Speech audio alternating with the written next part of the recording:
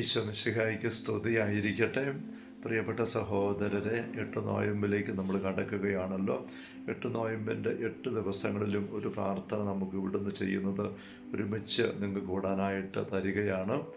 വിശുദ്ധ പൗസ്റ്റീന, വിശുദ്ധ പരിശുദ്ധ അമ്മയുടെ തിരുനാളിൻ്റെയൊക്കെ ഒരുക്ക ദിവസങ്ങളിൽ ദിവസേന 1000 പ്രാവശ്യം ദൈവകൃപ നിറഞ്ഞ മറിയമേ എന്ന പ്രാർത്ഥന അവരുടെ ദിവസേനയുള്ള പ്രാർത്ഥനകൾക്കും മറ്റൊരു ജോലികൾക്കെല്ലാം പുറമെ സമയം കണ്ടെത്തി ചെയ്തിരുന്നതായിട്ട് നമ്മൾ ശ്രദ്ധിച്ചല്ലോ. ആ ഒരു മാതൃകയിൽ 1000 പറ്റുന്നവർ അങ്ങനെ ചെയ്യുക. 1000 പറ്റിയില്ല തന്നെ നമുക്ക് ദിവസേന ഒരു 100 പ്രാവശ്യമെങ്കിലും ദൈവകൃപ നിറഞ്ഞ മറിയമേ വ്യത്യസ്ത നിയോഗങ്ങൾക്കായിട്ട് ചൊല്ലി പ്രാർത്ഥിക്കാം.